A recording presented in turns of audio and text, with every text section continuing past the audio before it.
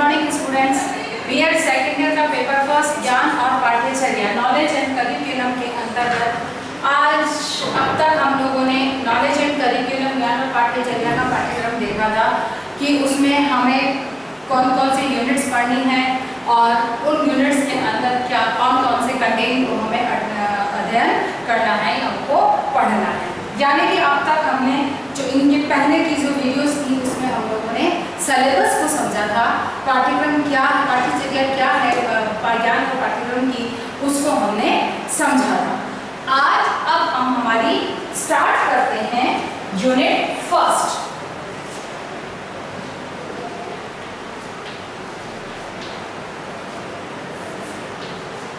Unit first हम start करते हैं। हमारी यूनिट फर्स्ट क्या है? ज्ञान, मीमांसा, ज्ञान और संज्ञान। जो हमारी यूनिट फर्स्ट है वो क्या है? ज्ञान,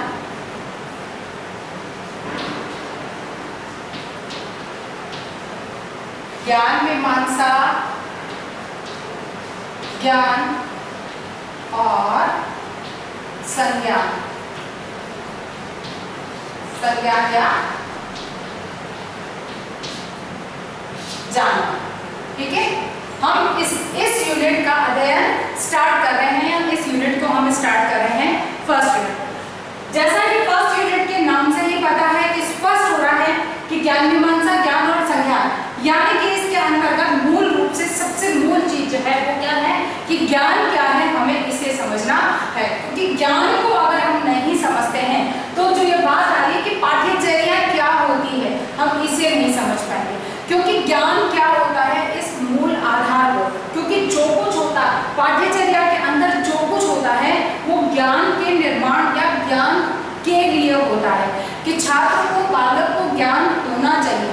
क्या एक अध्यापक को पता होना चाहिए कि छात्र किसी भी चीज का ज्ञान कैसे करता है, वो संज्ञान कैसे करता है, और ज्ञान का निर्माण जो है ज्ञान मीमांसा की तरह माध्यम से वो किस तरह से होता है, हमें इस चीज को समझना है। तो आज का जो हमारा प्रकरण है वो है ज्ञान की अवधारणा।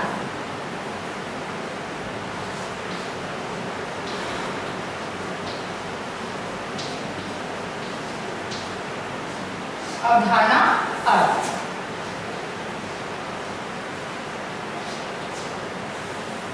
ज्ञान क्या है, इसे समझना हमारे लिए बहुत अनिवार्य है। ज्ञान की अवधारणा को जानना हमारे लिए बहुत अनिवार्य है, क्योंकि कहा यह जाता है, हम अमूमन देखते हैं कि ज्ञान को, ज्ञान और सीखना और शिक्षा, ज्ञान, सीखना व शिक्षा, इसे हम समानार्थी शब्दों के रूप में उपयोग करते हैं। अर्थात अगर हमें शिक्षा शब्द का उपयोग करना है तो हम उसके लिए ज्ञान शब्द का भी उपयोग कर लेते हैं। इसीलिए ज्ञान और शिक्षा को हम, या सीखने को हम एक ही, क्योंकि सीखना शब्द इसलिए लिया गया है क्योंकि सीखने के लिए हम शिक्षा के लिए सीखना शब्द भी उपयोग लेकर आते हैं। इसीलिए प्रत्यक्ष अप्रत्यक्ष रूप से ज्ञान, सीखना और शिक्षा, हम इन तीनों को समानार्थी शब्द भाव में उपयोग कर लेते हैं, लेकिन इनमें अंतर पाया जाता है। अब ज्ञान क्या है, इसे समझना बहुत अनिवार्य है, क्योंकि ज्ञान को अगर हम नहीं समझते हैं तो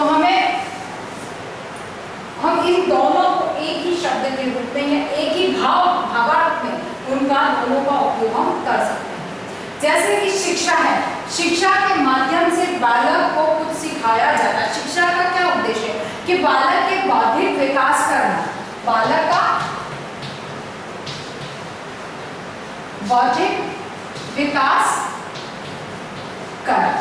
ठीक है ना, शिक्षा का मूल उद्देश्य जो है, शिक्षा जो है वो बालक का बौद्धिक विकास, उद्देश्य नहीं है, वो बालक का बौद्धिक विकास करती है। अब ये बौद्धिक विकास के अंतर्गत बालक किसी भी चीज को, जैसे कि कोई सूत्र है, उस सूत्र को वो सीख सकता है। अब इस सीखने में हो सकता है कि उसको वो सूत्र याद है, उस सूत्र का बहुत अच्छे से उपयोग कर रहा है, लेकिन हो सकता है कि वो सूत्र उसका रटा हुआ सूत्र हो।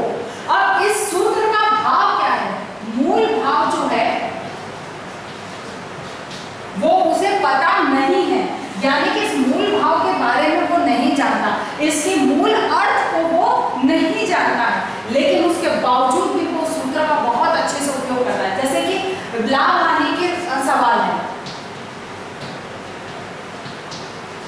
लाभ हानि के सवाल के अंतर्गत बालक सूत्र को याद रखता है और इन सवालों को बहुत अच्छे से वो अटेम्प्ट करता है, बहुत अच्छे से हल कर लेता है, उसकी कहीं कोई विशेष उसको समस्या नहीं आती है। लेकिन वो जो अटेम्प्ट करता है, वो जो हल करता है, वो इस रटी हुई प्रक्रिया के आधार पर करता है। यानी कि समस्या का जो इस समस्या का जो समाधान था, समाधान जो था वो उसने रटी हुई प्रक्रिया के आधार पर किया। ठीक है, यानी कि यहाँ पर उसे ये सूत्र जो था, लाभ हानि का सूत्र जो था, वह सूत्र उसे याद था। याद कैसे? रटा हुआ था।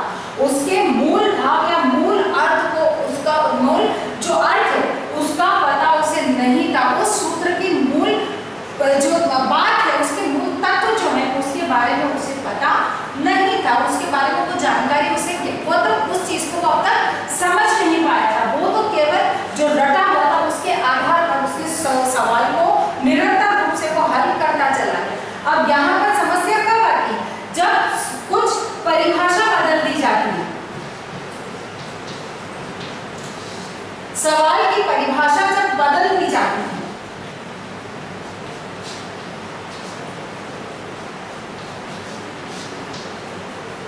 सवाल की परिभाषा जब बदल दी जाती है, तब वह उस सवाल का शायद वो हल नहीं कर पाता या उस समस्या का समाधान वो नहीं ढूंढ पाता, उस सवाल को वो हल नहीं कर पाता है, या फिर हल करने में उसको बहुत सारी समस्याओं का सामना करना पड़ता है। लेकिन इन सबके बावजूद वो निरंतर अभ्यास करता है। क्या करता है? निरंतर अभ्यास करता है। ठीक है ना?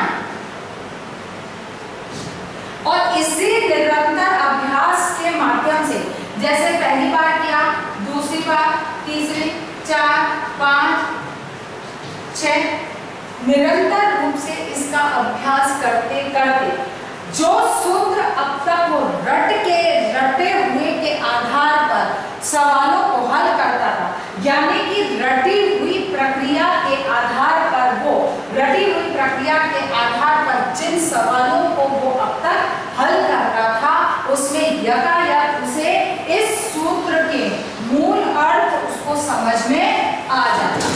क्या होता है इस सूत्र का मूल अर्थ? अचानक कहना चाहिए कि अचानक उसे करते करते अचानक उसे बात समझ में आ जाती है कि ये सूत्र क्या है। तो अच्छा, इस सूत्र में तो इस तरह से ये बात स्पष्ट रूप से करनी है, अर्थात कि इसमें चूंकि क्या है, उसमें लाभ और हानि और इसका प्रतिशत और ये कैसे निकाला जाएगा, जैसे कि सूत्र, तब जैसे उसको वो सूत्र समझ में आता है, यानी कि उसका मूल अर्थ, मूल भाव जब उसमें उसे समझ में आ जाता है, तो वो अवस्था क्या होती है? वो अवस्था ज्ञान के लिए होती है, या वो अवस्था ज्ञान की होती है। अर्थात कि इस आधार पर, मतलब मूल अर्थ जब समझ में आ गया, तब उसे कहा जाता है कि उस सूत्र का, उस विषय का और उस समस्या का उसे ज्ञान हो चुका है। अर्थात कि शिक्षा तो प्राप्त की जाती है, शिक्षा के माध्यम से उसकी बौद्धिक क्षमताओं का विकास तो होता है, लेकिन उसमें हो सकता है कि बालक की जो बौद्धिक क्षमता है, एक तो समझ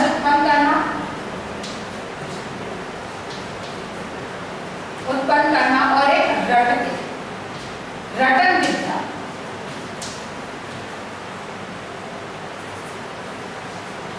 ठीक है ना? मतलब कि जब एक बौद्धिक शिक्षा जो दी जाती है, उसमें बौद्धिक विकास जो होता है उसमें दो तरह का है।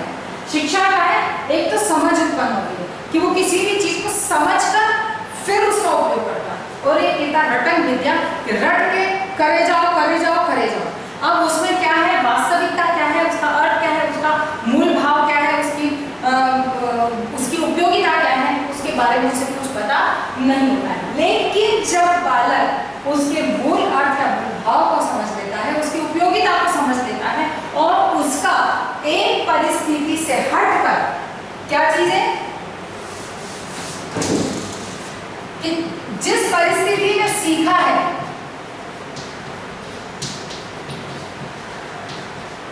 जिस परिस्थिति के लिए परिस्थिति में सीखा है,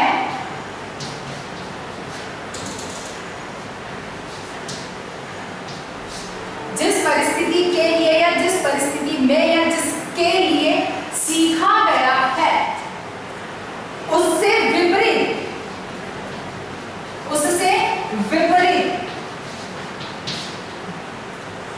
विपरीत वातावरण में, यानी कि जिस वातावरण, जिस परिस्थिति, जिस स्थिति के में सीखा गया है, जिसके लिए सीखा गया है, उससे भिन्न किसी अन्य विपरीत परिस्थिति में भी उसका उपयोग वो कब कर पाएगा? जब वह ज्ञान के स्तर पर पहुंचेगा, यानी कि वो ज्ञान के स्तर तक जब तक जाएगा तभी वह भिन्न परिस्थितियों में उसका उपयोग करना सीख लेगा या उसका उपयोग वो कर लेगा। अर्थात कि शिक्षा और ज्ञान में बहुत अंतर है, इसको हम बाद में समझेंगे, लेकिन ज्ञान को समझना अनिवार्य है। इसीलिए शिक्षा एक उदाहरण के रूप में साथ में लिया है कि ज्ञान जब जो सूचना प्राप्त होती है या जो सूचना व्यक्ति को के पास आती है, तो वही सूचना जब ज्ञान के स्तर तक पहुंचती, यानी कि उस सूचना के अर्थ में समझ आती है, उससे संबंधित जो सूचना है उसका दिन प्रतिदिन भिन्न परिस्थितियों में भी उपयोग में लाई जा सकती है, तब वह धीरे धीरे ज्ञान के स्तर तक पहुंचती है। वही ज्ञान होता है। केवल एक सूचना जो शिक्षा के माध्यम से प्रदान कर दी जाती है वह ज्ञान नहीं होती है। यानी कि मैंने यहाँ जो सूत्र उदाहरण बताया उसमें सूत्र की सूचना दी गई है, अर्थात कि वो केवल सूचनात्मक स्तर पर है, लेकिन जब बालक को वही चीज समझ में आ गई, जिसका उपयोग एक से कई भिन्न परिस्थितियों में करना सीख गया, यानी कि कक्षा में लाभ हानि के सवालों को कक्षा के पुस्तक में जो दिए गए सवाल है उनको हल करना उसे आ गया, लेकिन वो बाजार में जब इन्हीं चीजों का अप्रत्यक्ष रूप से व्यापारिक रूप में उपयोग करता है, तब कब कर पाएगा? जब वह ज्ञान के स्तर तक वह सूचना उसकी पहुंचे। यही अंतर है ज्ञान और शिक्षा में, और इसे ही ज्ञान कहा जाता है। अब ज्ञान के हम मूल अर्थ वास्तविक में, क्योंकि ज्ञान को एक निश्चित शब्दों की सीमा में बांधना असंभव नहीं है, आसान नहीं है, इसीलिए भिन्न भिन्न शिक्षाविदों ने, शिक्षा शास्त्रों ने ज्ञान को अलग अलग तरीके से स्पष्ट करने का प्रयास किया। इसमें सबसे पहली बात है कि सत्य ज्ञान से अलग नहीं है। सत्य ज्ञान से अलग नहीं, ठीक है ना? सत्य ज्ञान से अलग नहीं है, स्वयं प्रकट होता है।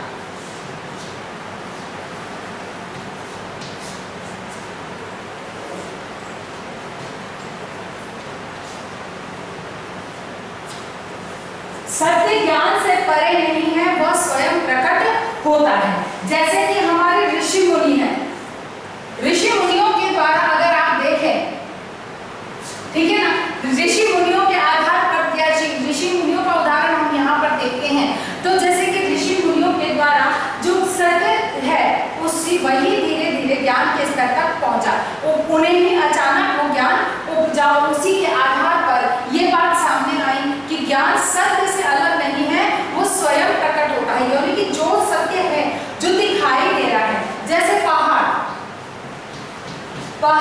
ये सत्य है, दिखाई दे रहा है, यानी कि ये एक प्राकृतिक प्रकृति का एक अंग है जो कि हमारे सामने स्पष्ट रूप से हमें दिखाई दे रहा है, ठीक है। फिर ऋषि मुनियों के द्वारा जड़ी बूटियां,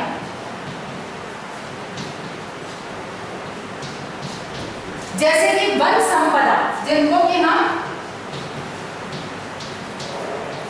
वन संपदा के रूप में जब ये चीजें हमारे वन संपदा जो है वो जड़ी बूटियों के रूप में उपयोग में आई। जैसे कि ऋषि मुनि थे, ऋषि मुनि वनों में घूमते थे, वनों में जब वो घूमते थे तो उस समय उन्हें बहुत सारी वन संपदाओं के संपर्क में आए, उनका उपयोग किया विभिन्न तरीके से, कई तरीके से, जैसे कि कहीं जा रहे हैं, कहीं ना कहीं कुछ हुआ एक तो एक शीतलता के लिए किसी पत्ते को तोड़ा, उसका रस निकाला, उसके ऊपर लगाया।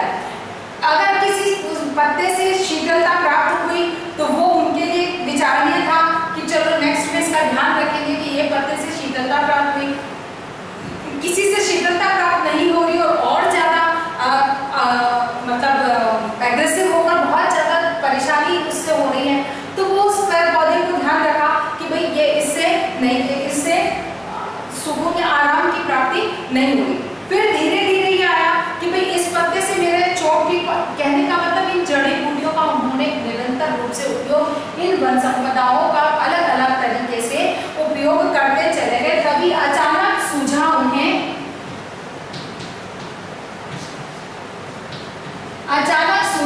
कि कौन सा पौधा है जिसमें औषधीय गुण विद्यमान है और कौन सा पौधा है जिसमें औषधीय गुण विद्यमान नहीं है। जैसे कि नीम,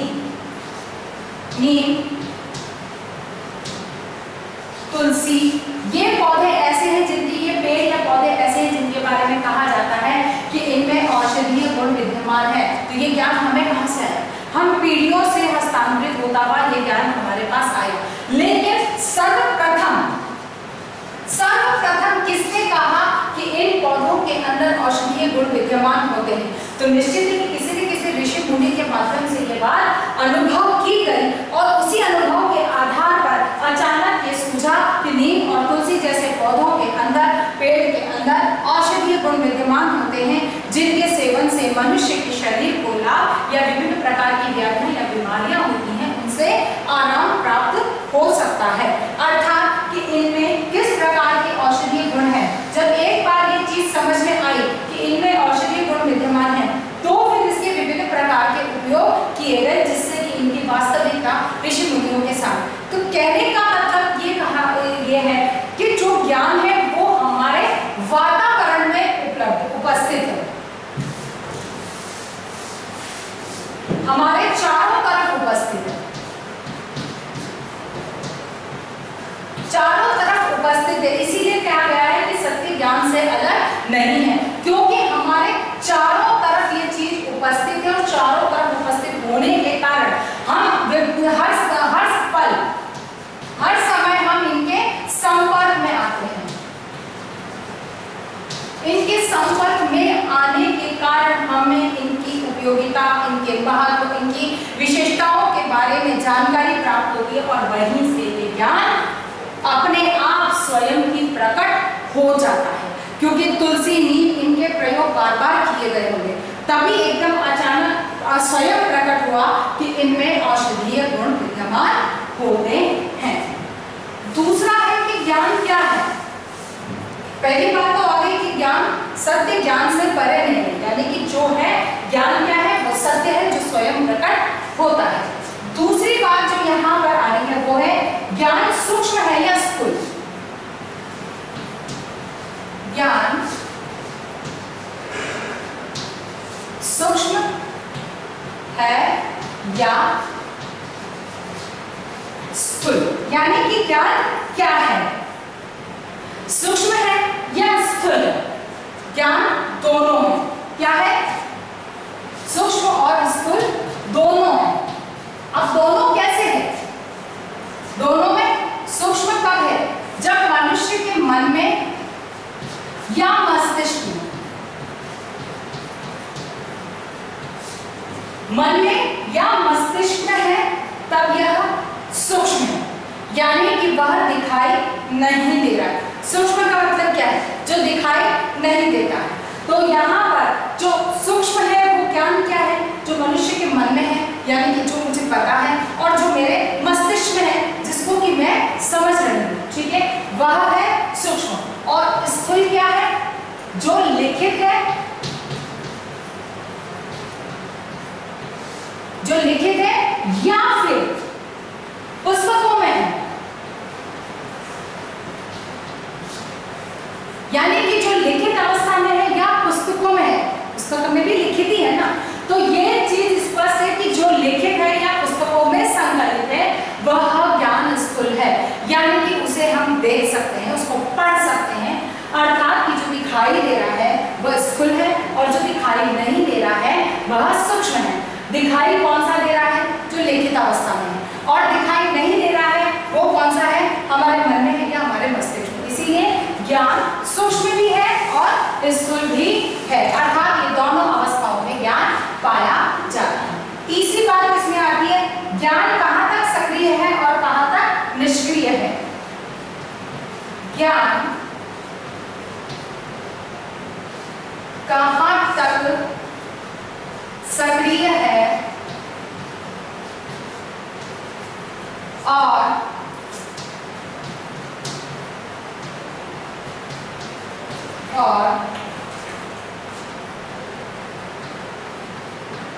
कहाँ तक निष्क्रिय। यानी कि ज्ञान सक्रिय है या निष्क्रिय है। यहां पर यह बात भी स्पष्ट है कि ज्ञान दोनों है, ज्ञान सक्रिय भी है और ज्ञान निष्क्रिय भी है। अब वो कैसे? जब ज्ञान उपयोग में लाया जा रहा है,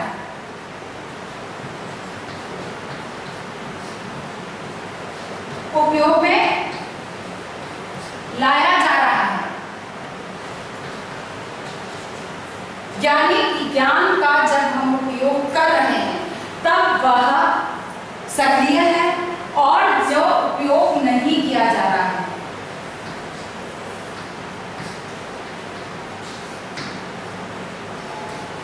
उपयोग नहीं किया जा रहा, ठीक है ना। यानी कि यहाँ बात स्पष्ट है कि जिस ज्ञान का हम उपयोग कर रहे हैं, हम निरंतर रूप से जो हमारे उपयोग में लाया जा रहा है वह ज्ञान उपयोग सक्रिय है, और जो ज्ञान उपयोग में नहीं लाया जा रहा है, जिसका उपयोग नहीं किया जा रहा है, वह ज्ञान निष्क्रिय है, अर्थात कि वो उसकी कोई क्रिया हो ही नहीं रही है। जो निष्क्रिय यानी कि जो किसी भी प्रकार में क्रियाशील अवस्था में नहीं, तो स्पष्ट है जो क्रियाशील अवस्था में नहीं है, इसका मतलब क्या हुआ कि वो उपयोग में नहीं लाया जा रहा। और जो सक्रिय यानी कि जो क्रियाशील है, तो वही जो उपयोग में लाया जा रहा है वही ज्ञान सक्रिय है, अर्थात कि ज्ञान की दोनों अवस्थाएं हैं, सक्रिय भी है और निष्क्रिय भी है। कुछ चीजें ऐसी होती है जिनको हम निरंतर रूप से उपयोग में लेके आते रहते हैं, वह सक्रिय ज्ञान है, और कुछ ज्ञान है कि जो उपयोगी नहीं है, सिर्फ उसको ज्ञान को समझकर और उसे रख दिया गया है, वह ज्ञान निष्क्रिय ज्ञान कहलाता है। अगला जो यहाँ पर ज्ञान क्या है, अगला है प्रत्यक्ष या परोक्ष। ज्ञान प्रत्यक्ष या परोक्ष। ज्ञान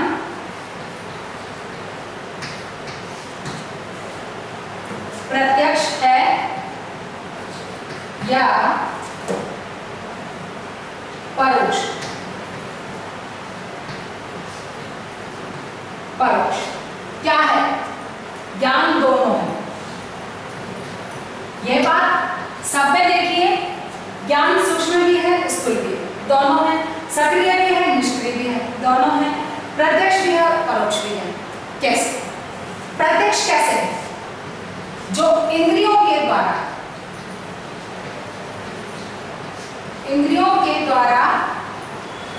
स्वयं, ठीक है। प्रत्यक्ष ज्ञान कौन सा है? प्रत्यक्ष ज्ञान वह ज्ञान है जो कि स्वयं मनुष्य अपनी ज्ञानेंद्रियों के माध्यम से अर्जित करता है, स्वयं समझता है, वह ज्ञान प्रत्यक्ष है। और परोक्ष ज्ञान क्या है? जो दूसरों के कथनों,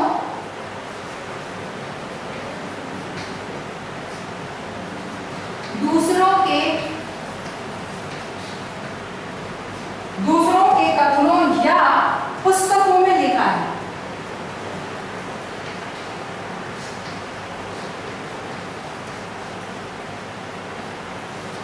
ठीक है, यानी कि परोक्ष ज्ञान कौन सा है? परोक्ष ज्ञान वह है जो या तो किसी दूसरे का कहा गया है, जो दूसरा कह रहा है, दूसरा बोल रहा है, या फिर पुस्तकों में लिखा गया है, यानी कि किसी अन्य के द्वारा।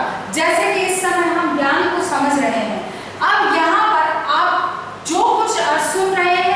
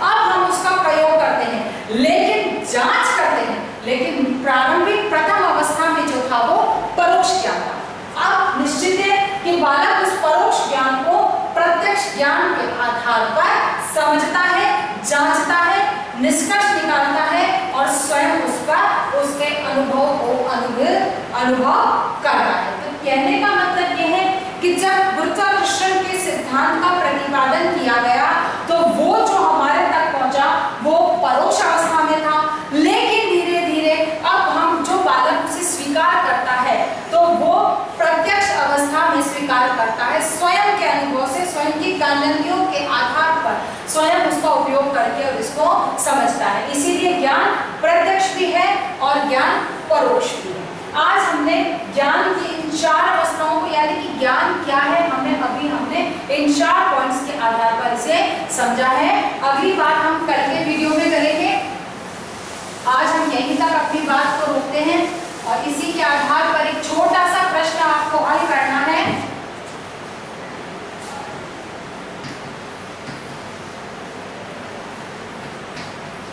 ज्ञान की